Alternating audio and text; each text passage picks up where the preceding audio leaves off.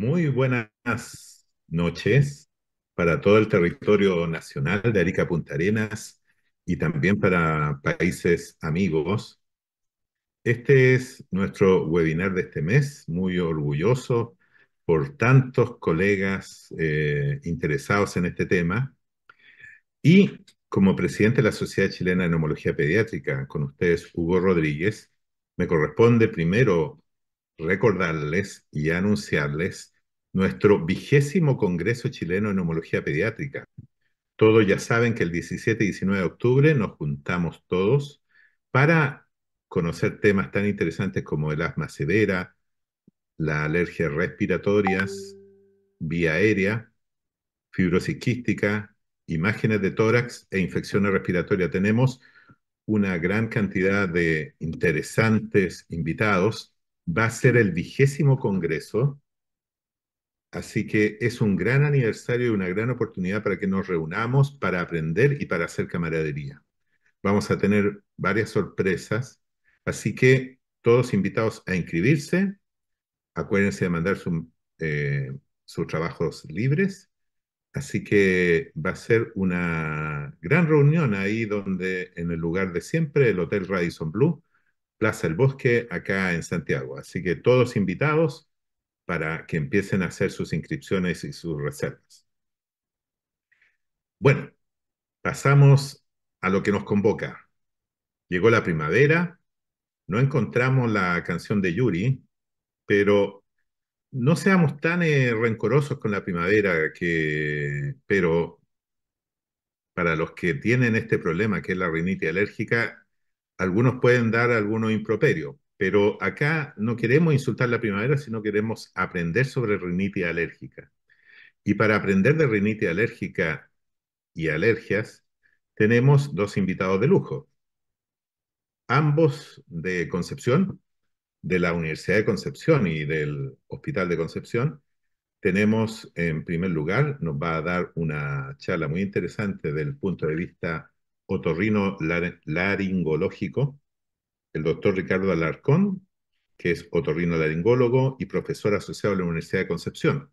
Y después nos va a dar la visión inmunológica el doctor Mervin Piñones, que es inmunólogo pediatra, vicepresidente de la rama de inmunología de la Sociedad Chilena de Pediatría y profesor de la Universidad de Concepción. Así que con ustedes, el doctor Ricardo Alarcón. ¿Cómo están? Gusto saludarlos a todos.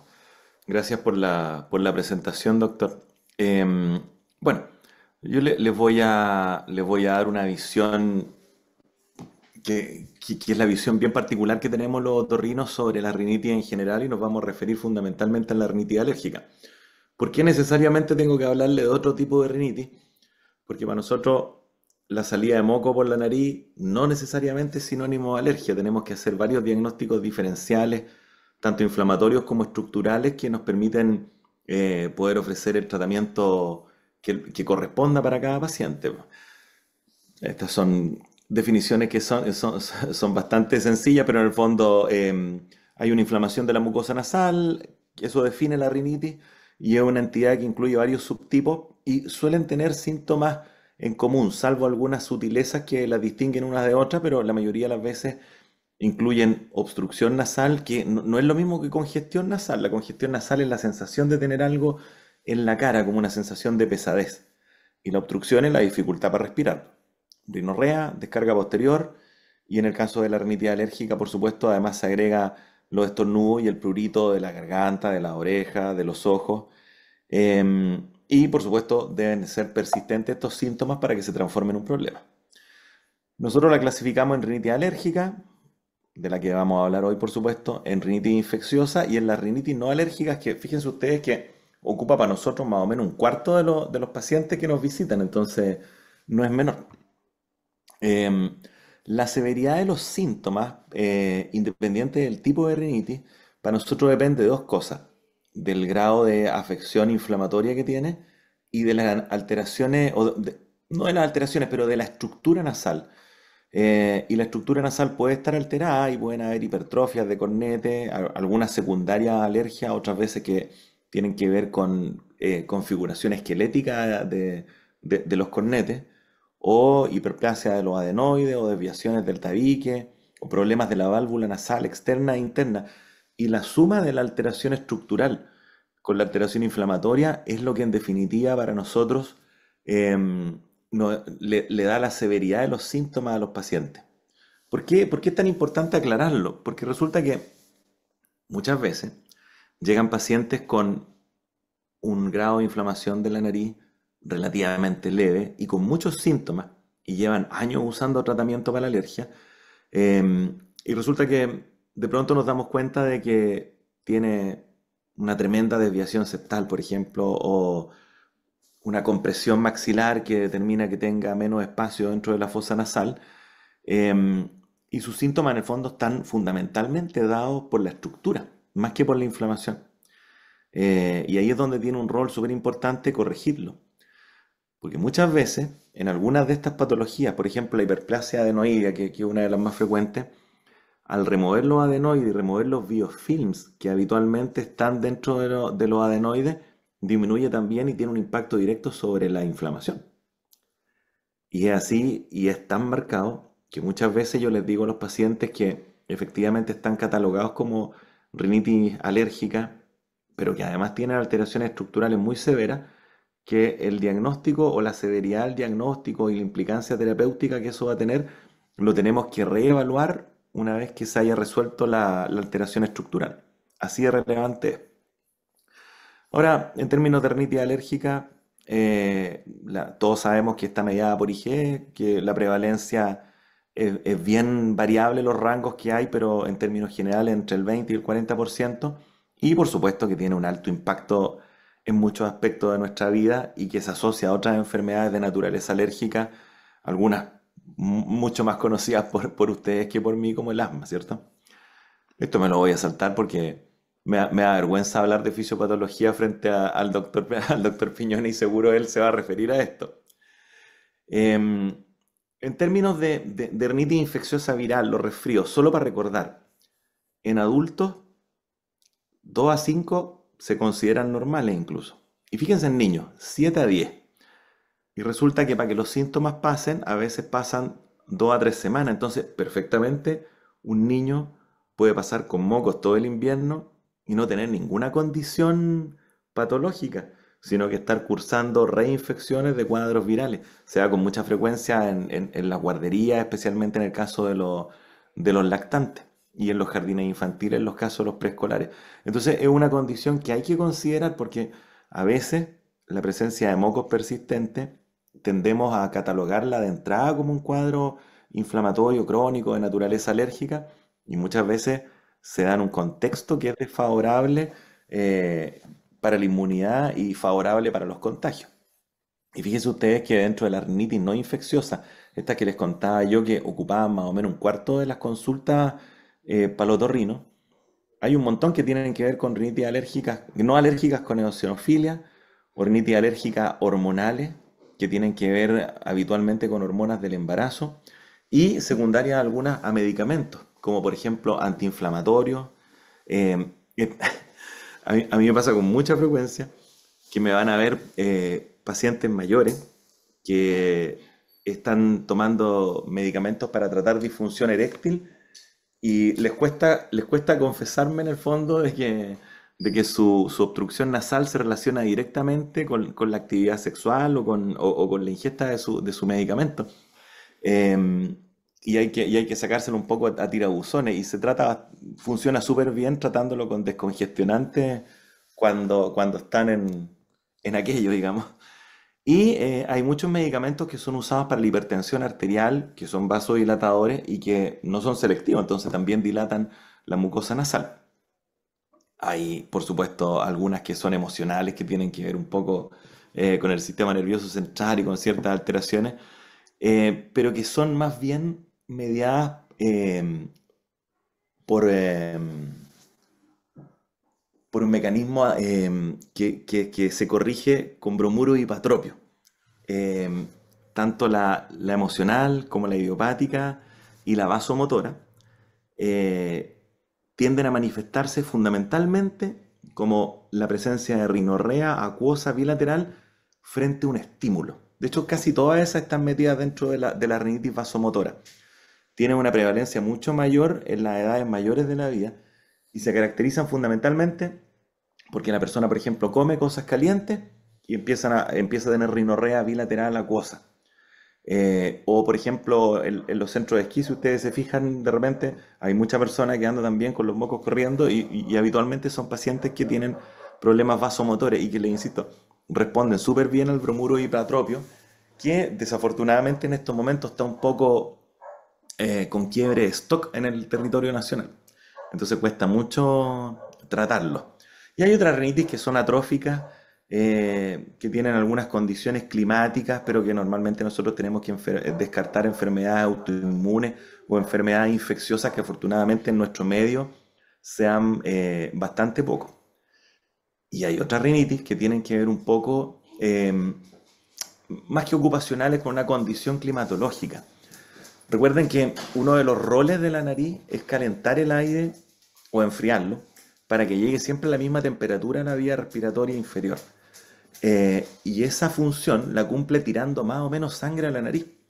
Entonces, una persona que vive en un ambiente que es frío, habitualmente tiende a tener más congestión nasal, producto de que su nariz tiene que calentar más el aire y solo por eso tira sangre.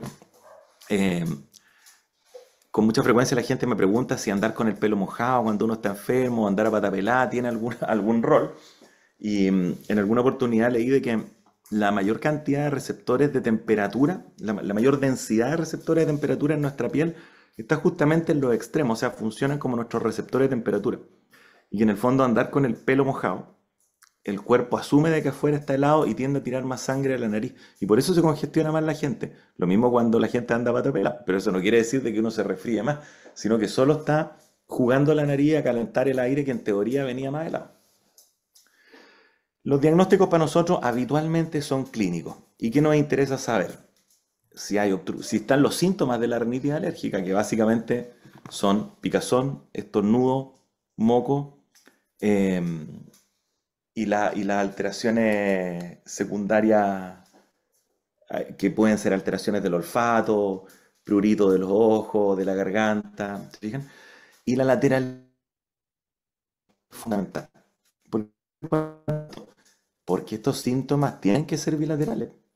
Para nosotros una persona que tiene rinorrea, hablemos de niños, ya que estamos en la Xochitl. Para nosotros un niño que tiene rinorrea unilateral es un cuerpo extraño nasal hasta que no se demuestre lo contrario. Y si el paciente tiene rinorrea acuosa unilateral, es una fístula de líquido cefalorraquídeo hasta que no se demuestre lo contrario. Y se sorprenderían de todas las anécdotas que podría contarles de pacientes que después de la tercera meningitis, por una fístula de líquido cefalorraquídeo, fue diagnosticado, por ejemplo, con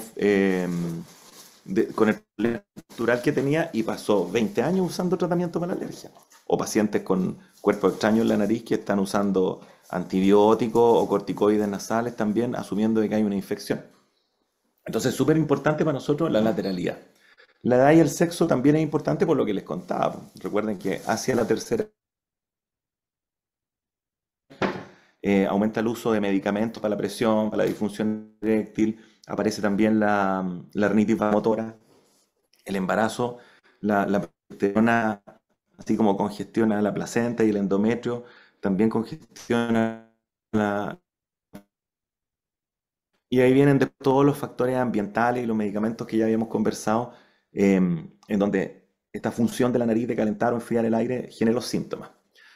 Y cuando buscamos el examen físico, lo que buscamos nosotros básicamente no son signos típicos de alergia, porque la verdad que tiene una sensibilidad súper baja, eso de la mucosa pálida, la congestión y todo. Lo que buscamos en el examen físico es que no hayan alteraciones estructurales asociadas que puedan estar o simulando una rinitis crónica o, lo que conversábamos al principio, agravando los síntomas, ¿ya? Y ahí, por supuesto, recurrimos a todas las alternativas que nosotros tenemos para hacer el examen físico y para complementarlo, como la endoscopía, los escáneres, que en principio no tendrían ninguna para un cuadro de rinitis alérgica que consulta por primera vez y que le dejamos tratamiento, pero sí en el caso de un paciente que no va respondiendo bien. En relación al test cutáneo, la verdad que en general nosotros no lo pedimos mucho.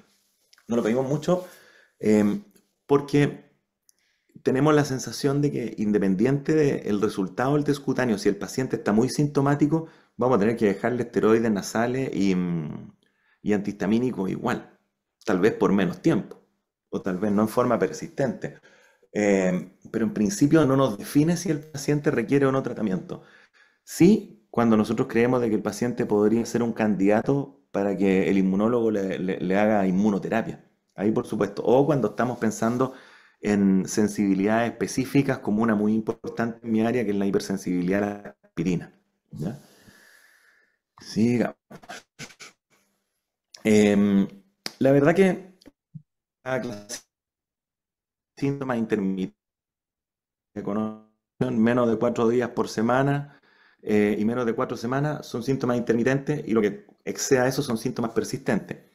Y los síntomas leves prácticamente no consultan. Normalmente las personas que consultan o son síntomas moderados o severos. Y si una persona tiene problemas para dormir producto de esto, tiene síntomas severos. Y si no los tiene, tiene síntomas moderados. Es así de sencillo clasificarlos para nosotros. En términos de tratamiento, tenemos algunos pilares dentro de nuestra estructura, ¿ya? Nosotros tendemos a evitarle algunos alergenos y todo, sabiendo de que eso tiene un rol súper limitado, que hay elementos que uno no puede manejar. Pero, por ejemplo, en los pacientes que tienen síntomas predominantemente nocturnos y tienen la pieza llena de peluche o duermen con muchos peluches, la verdad es que efectivamente algo ayuda, ¿ya? Em, Sin embargo, tenemos la evidencia de que todas las indicaciones que nosotros podamos darle a los pacientes en términos del manejo ambiental tiene más o menos un 50% de respuesta nomás. Lo que más usamos es el tratamiento farmacológico. Ese es el que indicamos los otorrinos. Y normalmente cuando hablamos de terapia farmacológica, nosotros nos referimos fundamentalmente a los dos primeros, a los corticoides inhalados y a los antihistamínicos. Habitualmente los pacientes que a mí me toca ver y tienen asma severo asociado a una rinitis alérgica ya vienen tomando antileucotrienos.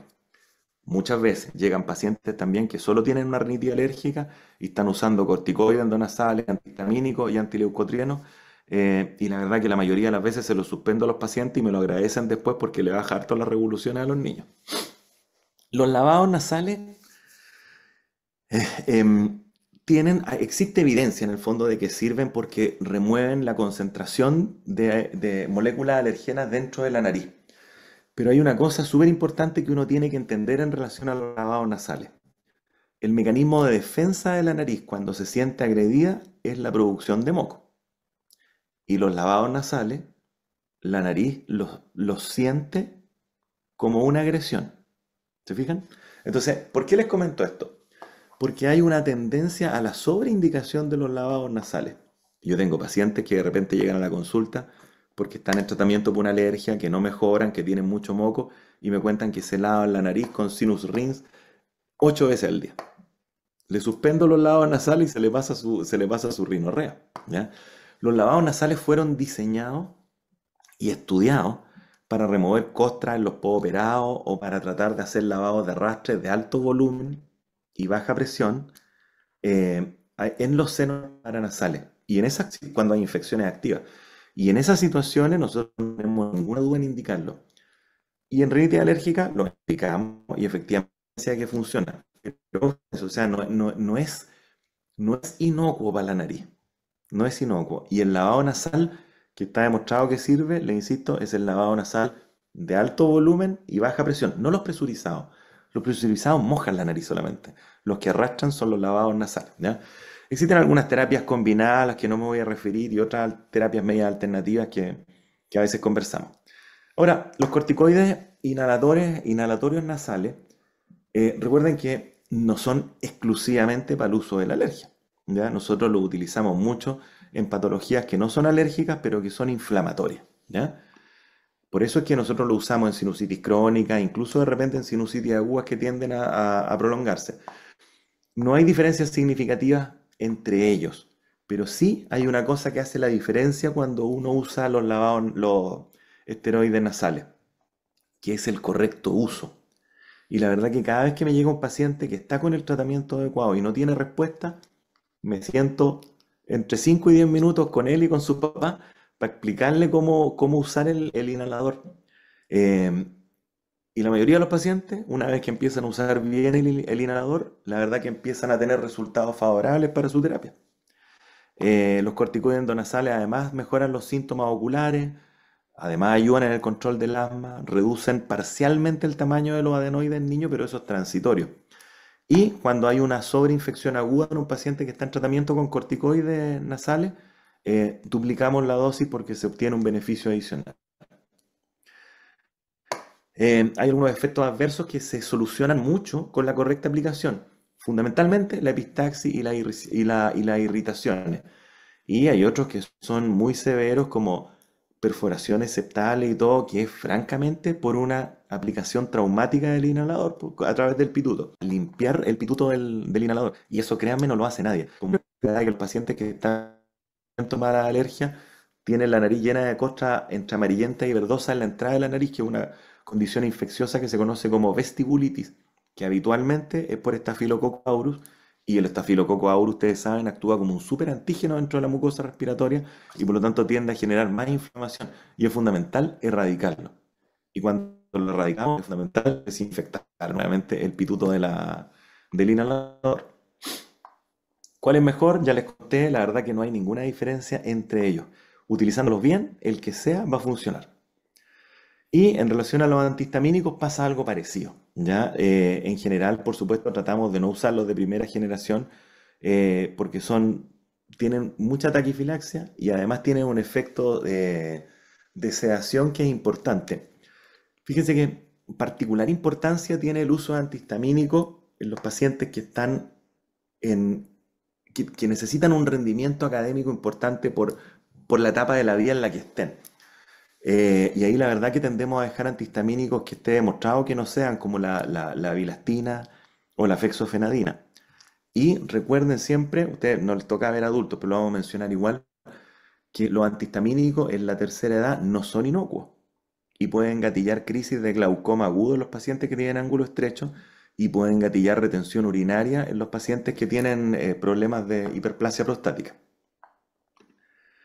Los de tercera generación normalmente no tienen taquifilaxia. Y en relación a la sedación y todo eso, la verdad que creo que es un tema que todos conocemos bastante. Creo que ya me excedí en el tiempo.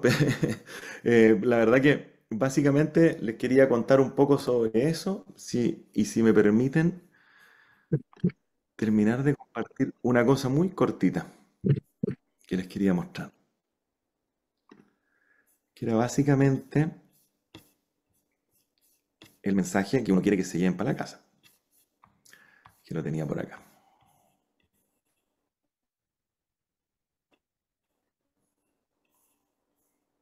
Ya no lo voy, no lo voy a encontrar, pero básicamente el mensaje que quiero que se lleven para la casa, que mocos en la infancia no es sinónimo de rinitis alérgica, ¿ya?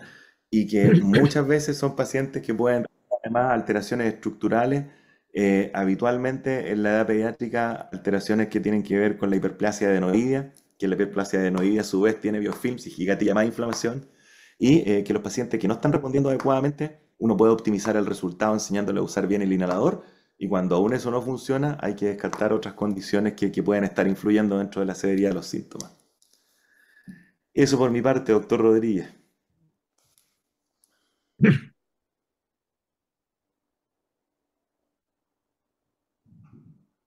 Muchas gracias, muchas gracias, muchas gracias, doctor Ricardo Alarcón. Estuvimos ahí muy interesados. Les solicito a los auditores, a los que nos están viendo, que sigan mandando sus preguntas. Empezaron a llegar preguntas interesantes desde temprano. Así que para que lleguen más preguntas, tenemos un chat con un link aparte para que sigan preguntando a propósito de este tema tan interesante. Bueno, pasamos a la segunda charla. el doctor Mervyn Piñones. Como ya había mencionado, el doctor Mervyn Piñones es inmunólogo pediatra, profesor de la Universidad de Concepción y es vicepresidente de la rama de inmunología de la Sociedad Chilena de Pediatría. Así que con ustedes, doctor Piñones. Listo. Buen día a todos. Muchas gracias por la invitación. Me toca ver esta parte desde una visión muy propia de inmunología y alergia. Entonces, yo me planteé que pudiéramos entender a través de estos minutos algunos conceptos alergológicos, reconocer algunos de los aspectos más relevantes de la rinitis alérgica en específico y los pilares del manejo que ya se han conversado y énfasis en algunas palabras sobre la inmunoterapia alergena específica. Entonces, justamente lo que estábamos conversando era que la primavera para algunos Ah, es un momento súper bueno porque se acaba el exacto. invierno, llegan las buenas temperaturas, salen bonitas Estaba colores, bonitas terminando. flores y eso es mucha felicidad, pero para algunos esta es la desgracia del año y les produce una rinitis o una exacerbación estacional tan relevante que altera toda su vida. Y justamente esa es la importancia de hablar de este tema y de poder comentarles que la rinitis alérgica es la patología altamente prevalente, es la más prevalente de las patologías atópicas. Rinitis alérgica tiene mayor prevalencia que asma, incluso la puede llegar a duplicar dependiendo del lugar. Suele ser crónica, tiene una tendencia a progresar, sobre todo los primeros años desde que se diagnostica y se le suele no otorgar la importancia correcta, dado que los tratantes, o sea, los médicos, les bajamos el perfil a esta enfermedad versus la percepción que tienen los niños y adolescentes con esta enfermedad. Y eso está estudiado, que a ellos les molesta mucho más de lo que nosotros pensamos que es solo, comillas, una rinitis. Y por eso suelen ser muy subtratadas. Acuérdese que altera significativamente la calidad de vida. Estamos hablando de que más de la mitad de los casos altera su calidad de vida en la percepción de él. Aquí no nos interesa nuestra opinión como médico en específico, es lo que la familia y el individuo sienten y se asocia a mayor desarrollo de comorbilidades, lo cual incluye en este Sochenet, por eso lo destaco, incluye el desarrollo de asma. Entonces se sabe que tener una rinitis que es severa y que se deja a su libre progresión se asocia mucho más probablemente a desarrollar asma en la siguiente década. Entonces, a grandes rasgos, la rinitis es súper frecuente, es de 7 a 40% según la zona que busquemos, digamos. Este estudio de 25 países mostró, por ejemplo, que aproximadamente 20% la prevalencia, y eso incluía a Santiago en Chile. Acuérdense también que los pacientes asmáticos, el 78%, o sea, dos tercios de los asmáticos tienen rinitis alérgica y al revés, un tercio de los que tienen rinitis tiene asma. Eso igual es importante porque en verdad no todos los asmáticos tienen rinitis. Entonces, hay un porcentaje que no requiere tratamiento de rinitis si no tiene rinitis. ¿Ya? Entonces, no hay un pack de tratamiento para toda la vía aérea o una sola. Asma es asma, rinitis es rinitis. Muchas veces dos tercios las vamos a encontrar juntas, pero un tercio no. Las comorbilidades, para no ir tan lejos, son más infecciones, que incluye cualquier infección de la vía aérea, más alteraciones del sueño, de la calidad de vida, alteraciones cognitivas, alteraciones del rendimiento. Entonces, yo siempre comento que no tratar la rinitis hace que ese hijo, ese niño, ese adolescente no tenga su mejor versión a nivel académico. Y por supuesto, nadie quiere eso para los niños. Tienen mayor probabilidad de tener asma y además es uno de los factores que se ha asociado a asma grave. Eh, la otra cosa es que desarrollan alergias por reacción cruzada entre los aeroalergenos y los alimentos y muchos de ellos terminan entonces con estos síndromes de polenaliento a frutas en especial. Aquí les traje esto solo por ser asma, que es más probable desarrollar asma si tú tienes una rinitis con prick test positivo, o sea, alérgico. La alergia actualmente se considera como una hipersensibilidad inmunomediada. Es la definición de alergia. Y para llevarlo como a un plano más clínico, es una respuesta normalmente intensa a un estímulo. Y por supuesto, eso lo vamos a ver con manifestaciones que sean objetivables y reproducibles cuando yo me expongo a ese estímulo. En este caso, esos son alergenos. Entonces, si yo cada vez que me expongo al polvo o a un polen de un árbol en específico o a un pasto, empiezo con síntomas de rinitis, bueno, esa es la máxima sospecha de que realmente tengo una hipersensibilidad a ese alergeno. Si se logra demostrar que esto es inmunomediado, entonces le voy a decir su rinitis es alérgica. Y por eso actualmente vamos a hablar de que hay rinitis alérgica y todas las que mencionó el doctor Alarcón de rinitis no alérgica, que son súper más frecuentes en general como grupo. Y algo que quiero llamar la atención es que sensibilización no es lo mismo que alergia. Entonces los test son test de sensibilización, no son test de alergia, ¿vale? Entonces yo no tengo alergia producto que me salió un test cutáneo o una IG específica positiva. Yo estoy sensibilizado, no tengo alergia. Para que yo tenga alergia, tengo que tener síntomas que sean objetivables y reproducibles, ¿ya? Y tiene que tener sentido, que ahí lo vamos a ver un poco. Entonces, ¿por qué ha aumentado tanto la alergia? Y básicamente son las típicas cosas que ustedes conocen de todas las patologías atópicas, incluido asma, que tiene varios determinantes, ¿cierto?, de predisposiciones genéticas, pero el ambioma, el ambiente es muy relevante, sobre todo en los primeros años de vida, y eso se puede ir eh, haciendo una hipótesis integrada que incluye la teoría de la higiene, la exposición dual de los alergenos, la polución y la alteración de los microbiomas. Entonces, es muy común que actualmente veamos que mientras las familias son más urbanas, menos rurales, hijos únicos versus varias familias, tener mascotas o tener acceso, comillas, ir al campo con más animales de granja, consumir más alimentos ultraprocesados y tener todo como ultra pulcro, con ultra desinfectante, va a aumentar la probabilidad de que este individuo tenga más alergias del tipo de atopia, que incluye la rinitis alérgica. Entonces no olviden, la rinitis es una patología atópica.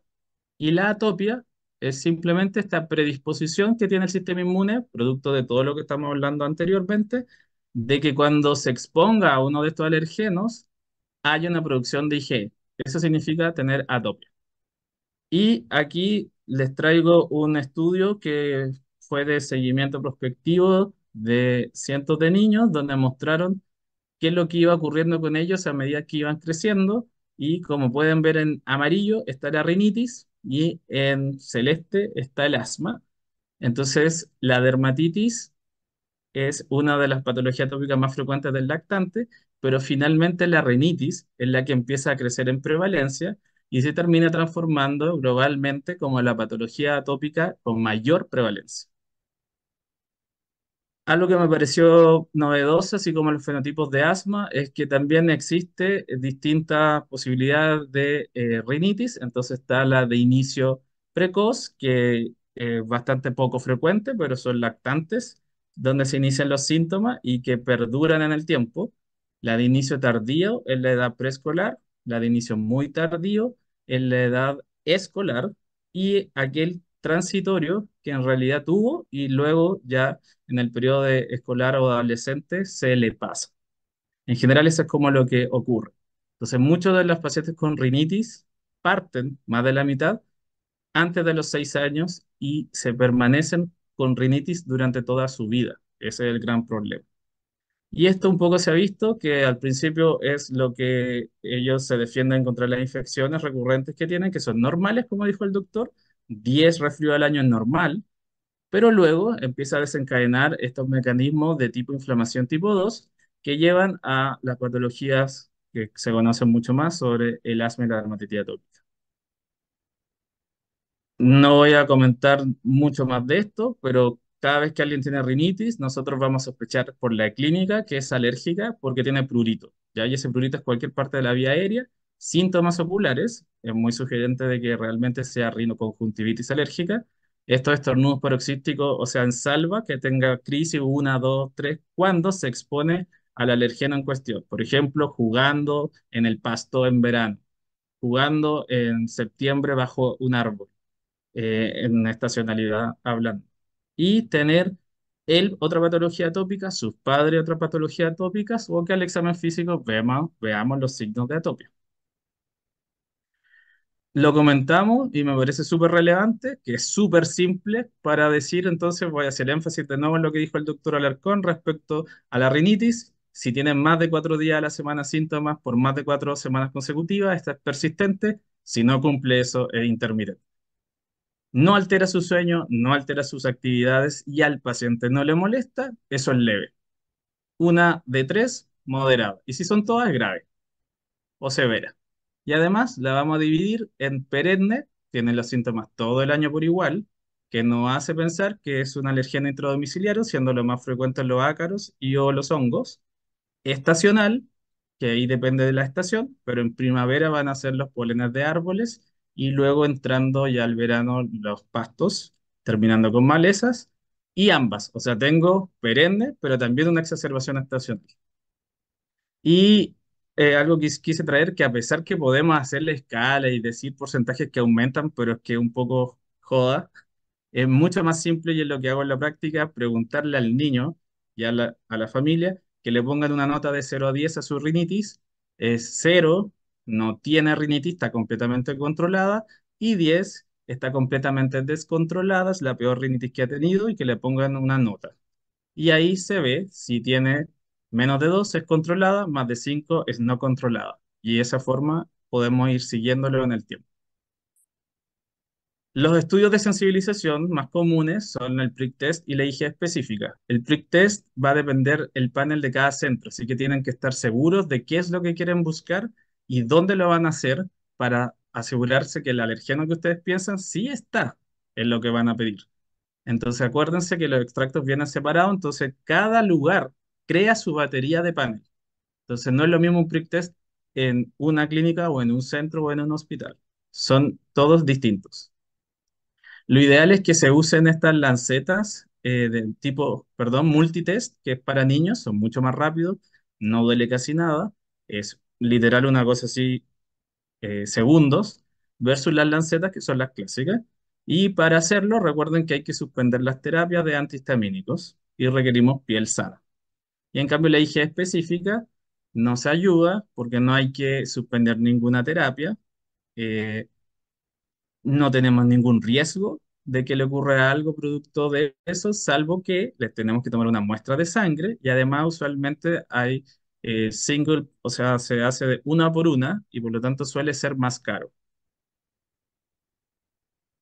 Pero algo que tenemos disponible actualmente y en Chile también es llegar a este punto de alergología molecular donde uno puede saber exactamente a qué está alérgico el paciente, sobre todo en aquellos que están polisensibilizados, y tenemos que tratar de ver qué es lo que vamos a hacer, si estos son los pólenes del pasto o si son más bien árboles. Entonces, algo muy alergológico, pero para que sepan que existe en Chile y está disponible. Por ejemplo, aquí tenemos un pasto, ¿ya? Y el pasto se va a llamar su fuente alergénica, pero uno no es alérgico a todo el pasto. Uno es alérgico a ciertas secuencias peptídicas de ese pasto.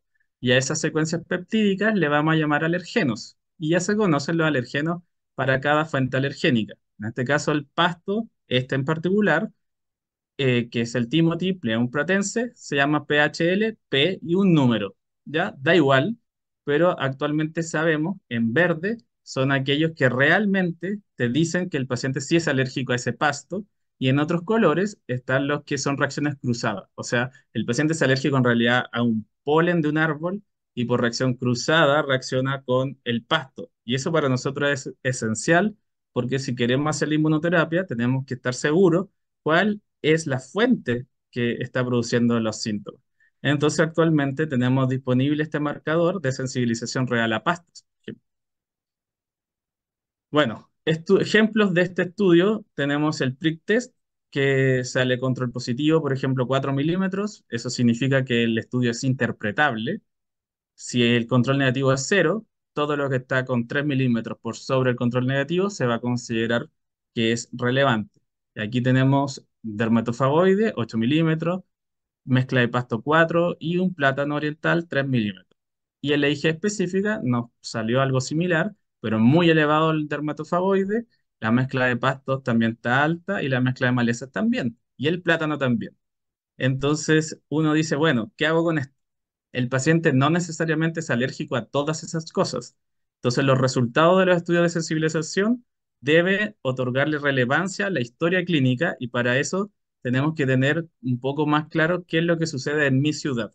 Y ese es el calendario polínico. Entonces, rápidamente les quería comentar que existe el calendario polínico de varias ciudades en Chile, en particular la región metropolitana, tiene todos estos pólenes que se pueden ver, y aquí, ahora sí, vemos el plátano y algunos árboles, y aquí están los meses. Entonces, como ustedes pueden ver, ahora que estamos entrando en agosto-septiembre, en este momento hay ciertos alergenos de cipres, pero se viene la temporada de plátano oriental, que es clásica de Santiago, y eh, distintos árboles tienen su propio calendario, o sea, su propia época de polinización.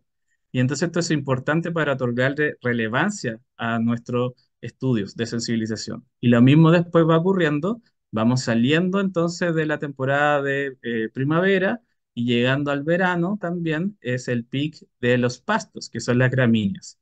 Y luego de eso tenemos los pics de las malezas. Entonces, a grandes rasgos, si el paciente tiene síntomas en septiembre, obviamente es un árbol, y luego octubre, noviembre, diciembre, pastos, y termina con las malezas. Y así le podemos otorgar relevancia a lo que vamos viendo. Entonces, terminando con el caso, tenemos este niño que tiene todos estos síntomas de estornudos paroxísticos, prurito, y le pasa desde hace 3 años, le molesta, lo despierta e interrumpe su juego y le ocurre todos los días, pero en verano al jugar en los parques sobre todo. Entonces está todo el año y exacerba en octubre a diciembre. Y su control actual es 8 de 10. Entonces este paciente probablemente sí es alérgico porque tiene prurito y estornudos paroxísticos y le ocurre específicamente cuando se expone a los pastos. Es severa, persistente, no controlada, porque le ocurre más de 4 semanas, más de 4 veces al día, altera su sueño, le molesta y altera su juego, y tiene más de 5 de 10 de su control. Se estudia su sensibilización y mostramos los ácaros y las gramíneas. Entonces, el diagnóstico final es que sí tiene rinitis alérgica a estos ácaros y a los pastos. Entonces, vamos a hacer todas las medidas que hicimos y vamos a evaluar si requiere inmunoterapia. Y esa es la última palabra que quiero comentar. Vamos a hacer esto que ya lo hablamos. Recordarles que la terapia de rinitis alérgica no requiere quedarse pegado por meses, ¿ya? O sea, es típico decirle algo por 3 años. Yo he visto pacientes que llevan una década usando el tratamiento y en realidad el dinamismo de la rinitis alérgica es muy alto. Entonces, debemos tenerlo según la severidad y ajustarlo dinámicamente a lo que le pasa al paciente. El objetivo es que sea intermitente, leve, controlado. Y para eso vamos a usar lo que habló el doctor, corticoides, antihistamínico en algunos casos. La inmunoterapia, que es algo que nos compete a nosotros y que ojalá todos pudieran derivar a sus pacientes correspondientemente para que la reciban, es administrar el alergeno en una forma repetida y a intervalos regulares para ir modulando la respuesta inmune y, comilla, ojalá lograr la inducción de la tolerancia a ese alergeno en específico. La indicación clásica es que tenga estos 3 de 3, que los síntomas sean fuertemente sugerentes de rinitis alérgica, que tenga una sensibilización demostrada y relevante clínicamente, y que siga así a pesar de una terapia adecuada, y hay que agregarle a pesar de una adherencia adecuada. La inmunoterapia, lo que queremos que ocurra, aquí solo síganme con este azul intenso, ¿ya? Entonces, preinmunoterapia, los pacientes eran moderados severos persistentes, y posinmunoterapia desaparecieron los persistentes moderados severos. Eso es lo que queremos que ocurra, alcanzar el control de estos pacientes y que se vuelvan intermitentes leves. Lo mismo, segundo objetivo, que no es lo que buscamos, pero ocurre, que logran disminuir la intensidad de sus terapias producto de este nuevo control. Y esto también se ha visto en general por años. Aquí se le dieron 3 años y los siguientes 2 años seguía el efecto de reducción de sus síntomas. Y para terminar, comentarles que esto que estamos viendo ahora, que el niño tiene síntomas, no está ocurriendo desde ahora. Este paciente se sensibilizó años antes y en este caso, por ejemplo, este paciente a los 3 años se demostró por primera vez que estaba sensibilizado a estas gramíneas, a los pastos, pero bajo. A los 6 años debuta sintomáticamente con síntomas de rinitis, con ya evaluación de su sensibilización mucho más alta, y a los 10 está claramente sensibilización alta y termina desarrollando asma. Y entonces cae la pregunta que se va a discutir probablemente en el Congreso de Xochitl, es si requeremos hacer inmunoterapia de forma más temprana y si tiene un rol en la prevención de este tipo de manifestaciones de la vía aérea. Entonces, para terminar, recuerden que la rinitis alérgica es una patología altamente prevalente que tiene múltiples comorbilidades y que afecta significativamente la calidad de vida de los individuos, que es una hipersensibilidad inmunomediada a los aeroalergenos, que es la patología atópica más frecuente, y que ese aumento va de la mano con este estilo de vida que llevamos ahora, occidental, urbano, con contaminación ambiental y con alteración del microbioma producto de las comidas ultraprocesadas y el uso indiscriminado de antibióticos, engranado en esta teoría de la higiene. Y las sospechas son con los síntomas sugerentes y se confirma con un estudio de sensibilización que sea relevante a lo que le pasa al paciente, ojalá con un calendario clínico que tuviéramos en todas las ciudades. La clínica, clasifíquelo, intermitente persistente, leve, moderado, severo, controlado o no. Y así van a poder escalar de mejor y dinámica forma los tratamientos. Y nunca olviden que lo más importante es el corticoide, pero que existe la inmunoterapia alérgena específica y que es una opción completamente validada para la rinitis alérgica.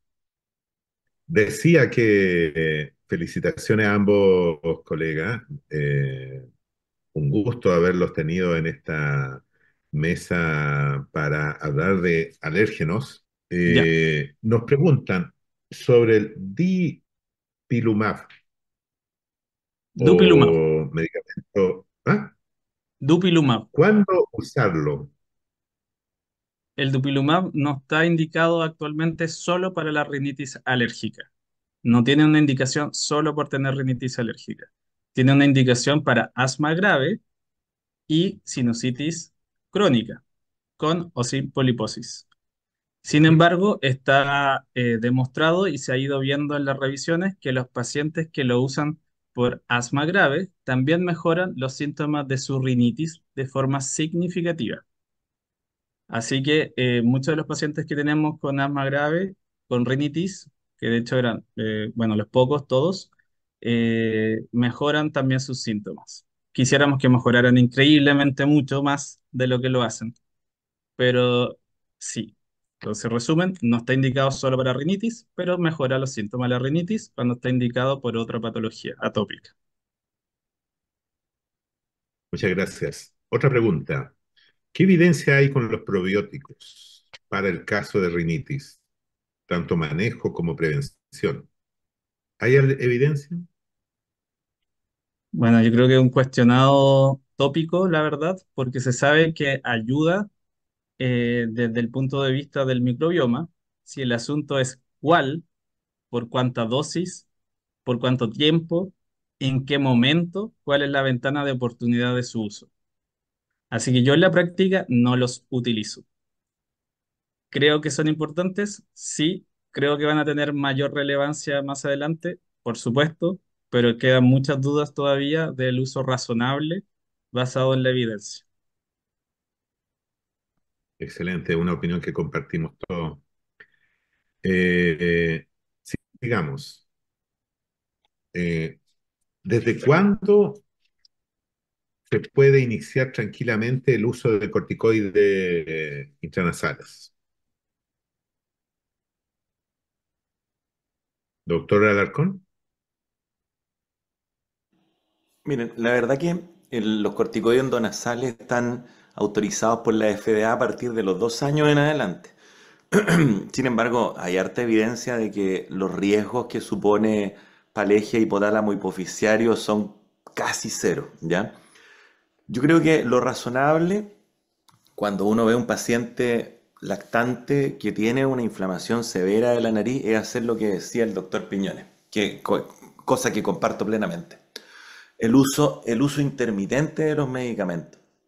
Yo siempre le digo a la gente, mire, aquí hay dos cosas distintas. Una es ser alérgico y otra es necesitar tratamiento.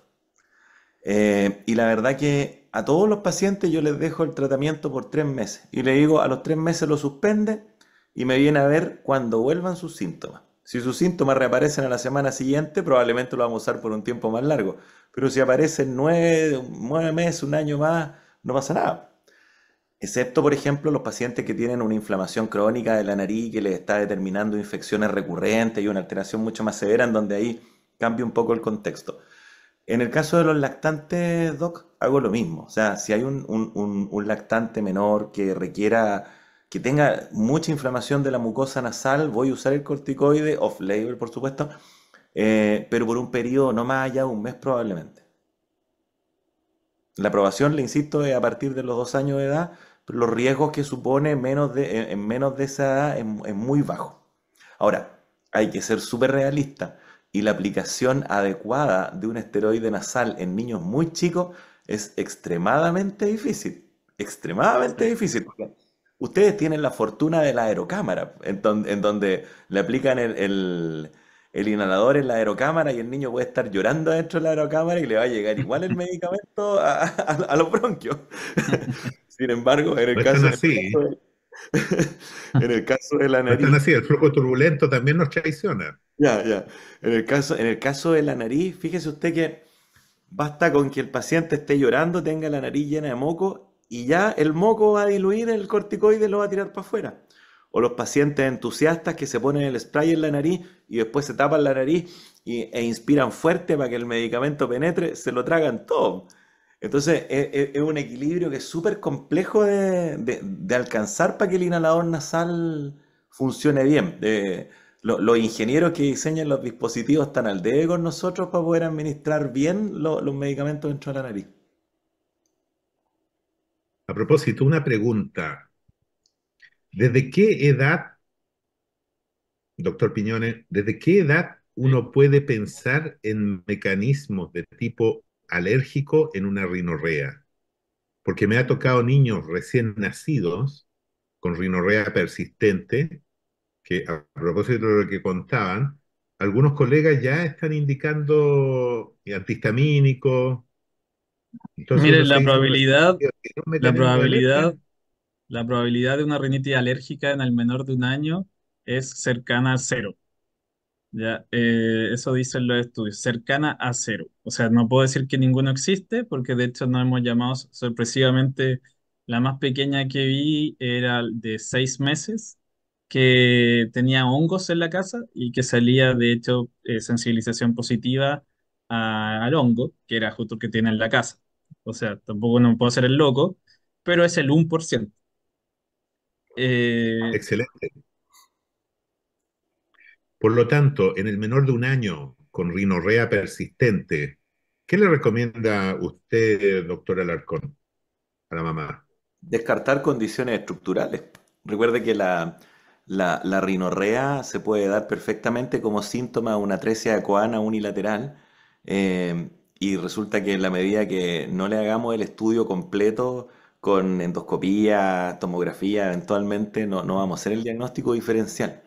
Entonces, efectivamente, una vez más estoy de acuerdo con mi amigo el doctor Piñones. Bajo el año de edad, yo trato de explicárselo simple a la gente y le digo, mire, si para sensibilizarse tiene que pasar una temporada de cada estación por lo menos, po. Es poco claro, probable no que se pasa. sensibilice, claro. Pero sí, le insisto, descartamos condiciones estructurales, pero hay otras condiciones inflamatorias de la nariz que pueden darse y que pueden requerir esteroide nasal, pero por pulsos cortos, no más allá de un mes. Pero es súper Bueno, importante en cualquier patología respiratoria en el lactante menor, descartar condiciones estructurales. discúlpame agregar algo, pero la disquinesia ciliar primaria clásicamente tiene rinitis desde el periodo neonatal.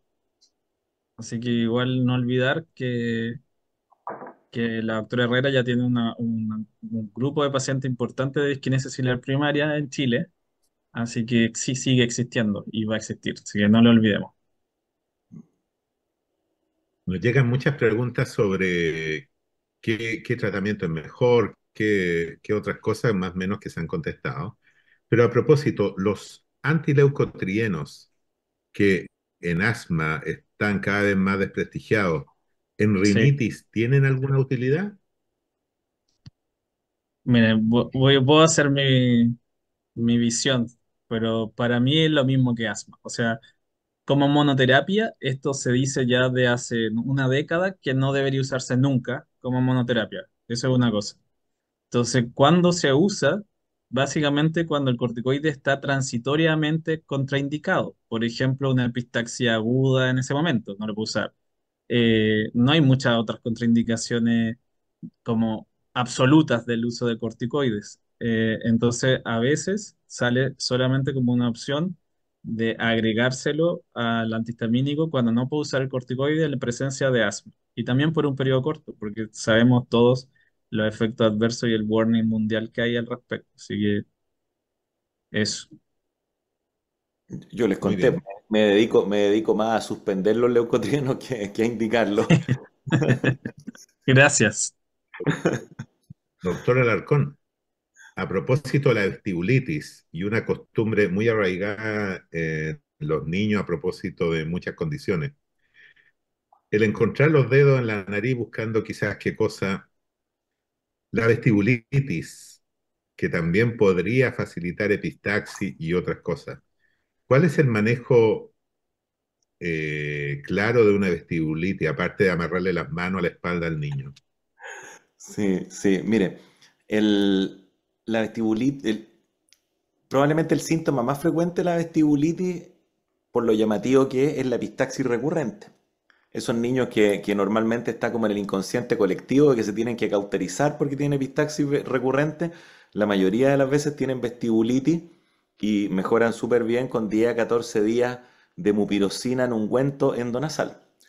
Pero recuerden que la flora se comparte en la familia. Entonces, cuando uno tiene un caso de vestibulitis que la trata y el tratamiento y el resultado óptimo del tratamiento dura menos de 6 a 8 meses, es una indicación de tratar a todo el grupo familiar, a todos los que viven bajo el mismo techo en realidad.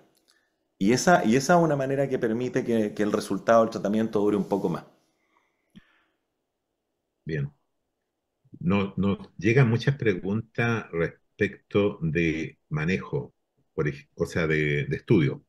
Por ejemplo, si no tuviéramos ninguna posibilidad de estudio, ¿ya? General de zona, allá en Puerto Toro o en Chocuenco, que no tenga ninguna posibilidad de ningún examen, ¿cómo adapto el tratamiento para mi paciente? O sea, es que el diagnóstico es, la sospecha es clínica. No necesito ningún estudio para sospechar que tiene rinitis alérgica. Eso Ya, es independiente de que hayan otras razones de tener rinitis. Entonces, es la sospecha, es con los síntomas que ya comentamos: prurito, estornudo paroxístico, estacionalidad, atopia, signos de atopia. Ahí yo pongo probablemente alérgica. No lo podré confirmar, pero no me cambia el hecho que la voy a tratar igual. Y entonces lo voy a tener que estudiar cuando no mejore y ya necesite inmunoterapia, voy a tener obligadamente que estudiarlo. Lo otro que la decisión de qué tratamiento indicar también es clínica, Doc. Se cruza un poco la información de si los síntomas son leve, moderado, severo y si son estacionales o persistentes. La única que se trata con antihistamínicos solos es la rinitis alérgica leve estacional, que les contaba yo un rato atrás, casi no consulta, pero es la única a la que uno podría dejarle un tratamiento con antihistamínicos orales solamente. Y el resto, todas las demás, se tratan con antihistamínicos más corticoide endonasal. ¿Por qué ambos? Porque se complementan. En el fondo, recuerden que los síntomas son picazón, obstrucción, moco, y resulta que el corticoide nasal habitualmente soluciona los problemas obstructivos y de producción de moco, y la picazón y el estornudo lo suele solucionar muy bien el antihistamínico. Por eso es que son complementarios en casos que son distintos de la rinitis alérgica leve estacional. Y no se requiere Muy ningún bien, examen para indicarlo. muy bien. Nos llegan varias peticiones para que Sochinet prohíba la plantación de plátanos orientales o que al menos queme los que hay en Santiago. Eh, a mí que me ha tocado, he tenido la suerte de informar Bricktest, me llamó la atención la poca, bueno, esto en la Florida, donde no hay mucha cantidad de parques, pero me llamó la atención la poca sensibilización al plátano oriental versus pastos, malezas, impresionante. Y como debajo Sí, de cada plátano oriental hay pasto, habitualmente, pudiera ser que el plátano oriental es una pobre víctima de los verdaderos malhechores que son los pastos que predominan. Pero esto, entiendo, es dependiente, como usted también lo dijo, doctor Piñones, de lo que más predomine en cada sector en que uno esté. exacto. Sí, bueno, eso se ha discutido, si no me equivoco, el 2014, cuando salió la discusión de la ley Arbolito, que justamente era para poder tener mejores, digamos, herramientas de control de pólenes, donde se prohibiera los plátanos. Ahora el plátano, comillas, se llama oriental, pero en realidad el plátano oriental es mínimo en Santiago. En realidad es plátano híbridos o occidentalis, no es plátano oriental real. Pero bueno, se le conoce igual. Sí, sí. Ya. Y una última pregunta.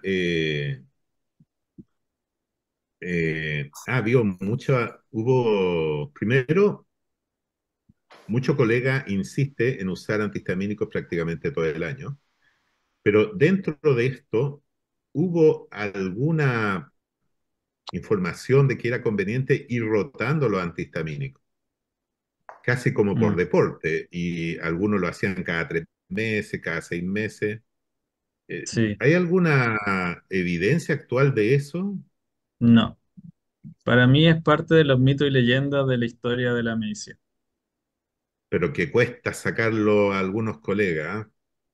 Sí. Bueno, lo otro que pasa es que en verdad la rinitis también es así, o sea, no es lineal.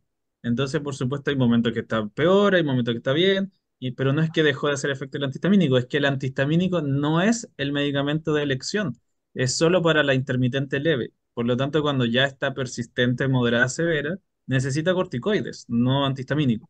Y creo que esa es la mayor confusión, que sienten que no mejoró por el antihistamínico y en realidad es porque requiere sus corticoides. Mm. Bueno, nos llegan muchas, muchas felicitaciones a ambos. Un gran webinar con una gran asistencia. Así que les damos las gracias desde la Sociedad Chilena de Neumología Pediátrica a ambos por esta excelente instrucción y con conceptos tan importantes respecto a una enfermedad tremendamente prevalente. Por mi parte, le doy las gracias, doctor Piñones, doctor Alarcón, a ustedes, que sé que son cientos que están desde Arica a Punta Arena y en los países de Latinoamérica. Gracias por su presencia y les insisto en el Congreso Chileno de Neumología Pediátrica en octubre, donde tendremos este y muchos otros temas muy interesantes. Desde ya, muchas gracias, buenas noches y será hasta otro interesante webinar.